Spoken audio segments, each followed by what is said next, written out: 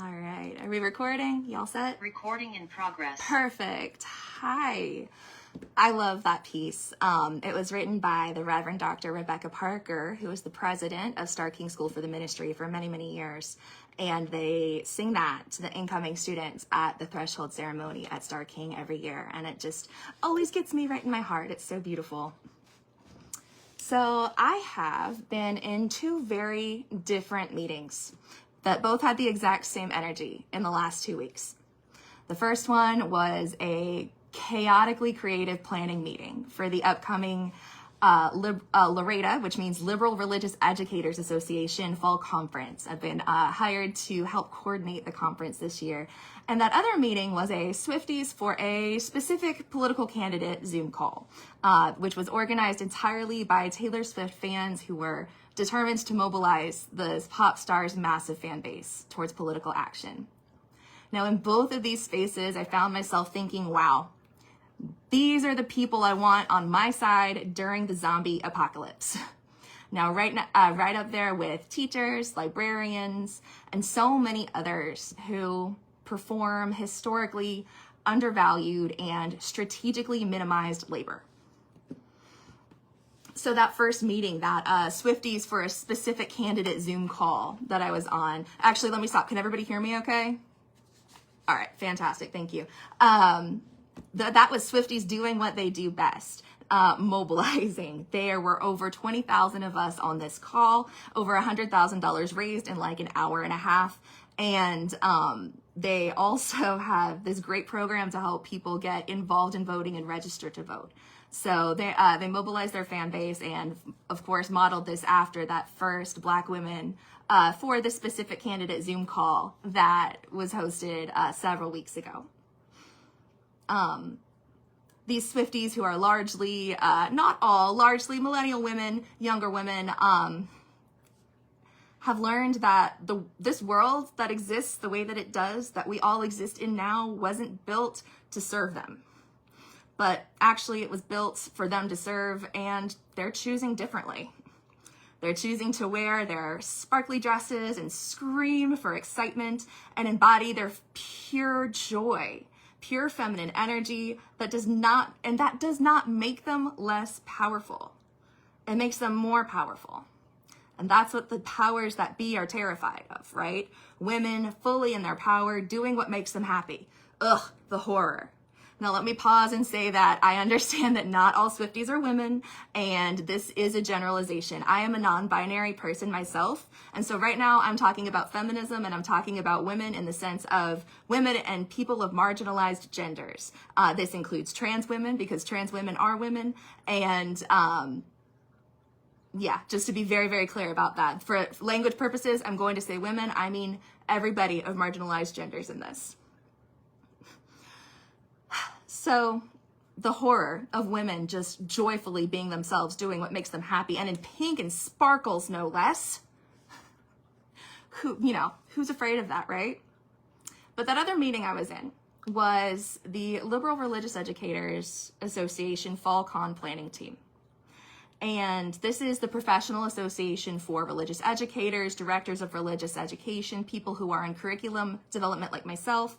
And every year we have a conference in the fall where we get together, share resources, do some continuing education, stuff like that. And I like to say that DREs, directors of religious education, are a lot like nurses. They're those kind of a little bit behind the scenes people who are doing a lot of the grunt work. I keep losing my place on my paper.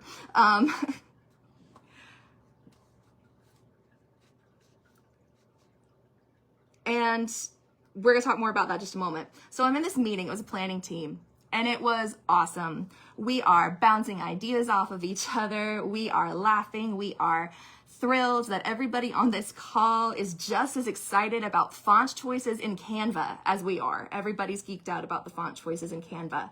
And we're settling into that just exciting energy of being with people who are our people. Because I have people who love me, who don't care at all about font choices in Canva, and they're great too, but there is something about being with people who get you in a way that you don't have to explain. Yes, I love Canva too. I'm in there way too much. So, and that's kind of the deal with Swifties too. It's so cool to be with people who are geeked out about the same thing that you're geeked out about. And it can be really motivating. I've also found this energy in a lot of UU spaces. When we get together with our little niche interests and special interests, and especially when that has to do with social justice, we can really make a lot happen because there is so much generative energy in being with people who are on the same wavelength as you. But like I said, DREs are one of those professions like teachers, librarians, nurses, etc., who make a lot happen behind the scenes and whose labor is often strategically minimized. I learned that phrase recently, strategically minimized, and I really like it as an alternative to historically marginalized or historically excluded. I think strategically minimized makes it clear that it was on purpose and it wasn't just an unfortunate byproduct of a less aware time. So how do you know if something is labor? It's really easy. If you didn't do it yourself and you had to get somebody else to do it for you, and you would have to pay them for it, maybe more than once or twice as a favor, it is labor. So that includes things like meal prep, cleaning up after the pets, making sure the pets go to the vet, making sure the kids have the right size clothes, mending clothes, laundry, all the things, domestic labor especially, right? So what does strategically minimized labor look like in a UU religious education setting? So again, I'm going to speak in just a little bit of generalizations. Big disclaimer, I know that some people do things differently. So many of our congregations started in the 40s, 50s, 60s, right? And when they started, and our religious education programs were forming, and this is not just UU, this is across all denominations, there was this expectation built into the infrastructure of these programs that they would have access to a nearly unlimited pool of unpaid labor. Now I'm talking about stay-at-home moms. Once upon a time when many of these congregations were forming, many, not most, not all, it could be expected that most families with privilege, because families without privilege always had all adults in the home working, right? But most of the families with privilege would have 2 adults in the home, 1 working, 1 in the home, taking care of all of that domestic labor, which sometimes might include 5, 10, 15 hours to donate to the church, right? And that's kind of how we've always done it, right? Now, as time goes on, these days, in a 2-adult family, it's likely that both adults are going to be working, and it's very likely that, they're doing some side hustles, some side gigs, multiple jobs, which is the case for most professional adults I know right now, no matter what their industry is. Because it's just so expensive to stay alive, like in this economy, right? So what happens in that case to our religious education programs? What happens when the infrastructure that they were built on just doesn't exist anymore? From my experience and my colleagues' experience, usually what happens is that the religious educators, who are often but not always women, pick up the slack. They do what moms do, right? They take on one more thing, they make stuff happen, and they keep everything going. Same can be said for teachers, nurses, and so many other professions and professionals that our society hails as heroes when they're being martyred, but can't be bothered to invest in or listen to when they're alive. So let's zoom out a little bit on that. Our congregations and religious education programs are not the only infrastructure in our society that were built on the expectation of an unlimited pool of unpaid labor. From the very beginning, this country has been built on an expectation of benefiting from the unpaid labor of the strategically oppressed and marginalized. So many careers, so many jobs, so many industries exist based on the assumption that there is someone else at home, taking care of all the labor required to stay afloat in this fast-paced society. Domestic labor, child care and child rearing duties, and doing all of the behind-the-scenes things that allows someone to go out in the world and focus fully on their career. I know from experience that it is pretty difficult to build an empire if there's no one around helping to make sure that your socks are mended, your shirts are pressed, your lunch is made, there's groceries in the house, all of those things. So suddenly it's 2024 and we're living in a world that was built for something that doesn't exist anymore. It doesn't serve half the population, and in fact, it's built on the expectation that half the population is going to be actively serving the other half without much say in the matter, right? We see this expectation of service in so many ways. We expect our female colleagues to be the ones taking notes and getting coffee and planning birthday parties for the office. We expect women to be mothers and martyrs and love to put them on this mythical pedestal. And that mythical pedestal that we place women upon is a critical component of this mythical past where kids respected their elders, people didn't get divorced, and had so-called better morals. But of course, that couldn't have had anything to do with the fact that women couldn't independently control their finances in this country until 1974. Sometimes I have to pause and remind myself that I am living through a fascinating time in history.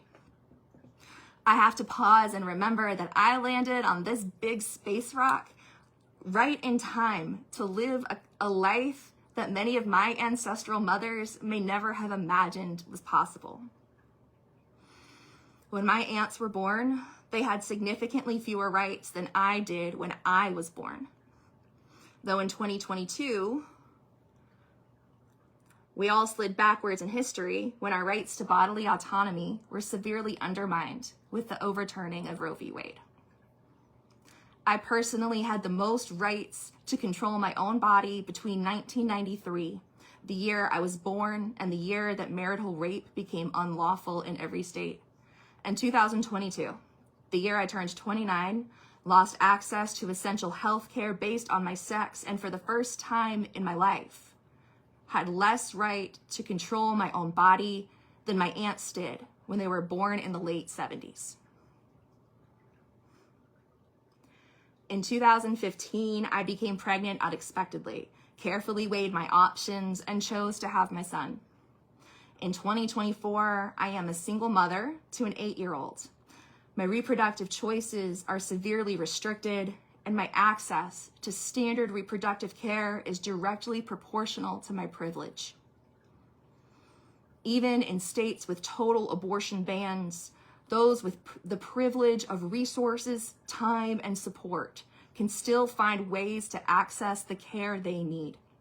Far too often, however, it becomes a dangerous game with red tape blocking access to desperately needed medical care and women's lives on the line. These scenarios end with women and pregnant people dying. They end with more children in an already overburdened foster care system. They end with people with more children than they can afford, being consumed by parenthood in a society that lacks the most basic infrastructure for children and families. And they end with women, again, undergoing labor that makes the world turn, all while their own needs and wants are considered less than a second thought. These scenarios end in trauma. So let's go back to Swifties for a second. Let's go back to shrieking, joyful, sparkly, smart, and liberated women living their absolute best lives, doing what makes them happy. Who's afraid of little old them? Who's afraid of women standing in their power? Who's so afraid of that they feel the need to legislate our bodies and choices in order to manufacture oppression? Who's afraid of a pop star with a following of millions who are realizing just how powerful they are? For the most part, I'd say it's the ones who would never think to thank the robot vacuum. I can't see all y'all right now, but like, does anybody else thank the robot vacuum? I recently got one and I caught myself thanking it every time. And I realized it's because that little vacuum saves me about 6 hours of labor a week. And I really, really appreciate that. But if you've never spent up to 6 hours a week mopping and sweeping floors, cleaning after kids and pets and everything else, might not even think to thank the robot vacuum or even think that it is doing valuable labor. By the way, that's what robots should be doing, like AI-wise, like not doing art and like stealing art. They should be just cleaning our houses. Anyway, I'd say the ones scared of the Swifties, the ones scared of fully empowered women, are the ones who can't seem to fathom a world where they are serving their communities and not being served. The individuals, organizations, and power structures that depend on domination and invisible, minimized labor to survive. They are terrified. They're terrified that if they lose the upper hand, they will soon be treated the way they have long treated those they would consider less than. They are terrified of being treated the way society treats women, because our society hates women, and it is blatantly obvious. The only system of power they seem to understand is domination, and if they're not first, they're last, and they know exactly how much it sucks to be the one in last place in this race. The good news, though, is that feminism isn't interested in oppressing anyone. The idea is collective liberation, community care, and healing the wounds in our society that lead us to believe that we are separate from our fellow human beings. I know this time in history, this moment in the year coming up on the election is full of anxiety. I know it is a time full of division and stress and worry, and I hope that we can all find spaces and places and people where we can fully relax and fully be ourselves, whatever that might be in the moment. I'm going to leave you with a prayer that I wrote for the last election cycle, and it's called A Prayer for Election Week. Goddess, Spirit, God, love of many names, of no names, and of names too intimate to speak, grant us comfort, for we are all living with fear. Yes, all of us. Those who whimper, those who hyperventilate, those who disengage, those whose anger and vitriol betray the terror lurking beneath our confidence. May we all rest. May we surrender to the beauty of our dreams, to the power of our highest good, and to the service of the highest good of all. May our dreams manifest change and our fear be replaced with rest and an abiding peace that only you, through we, can bring. May it be so.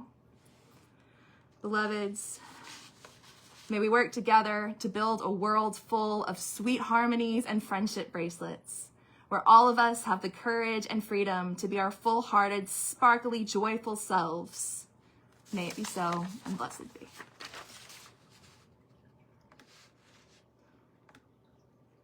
Recording stopped.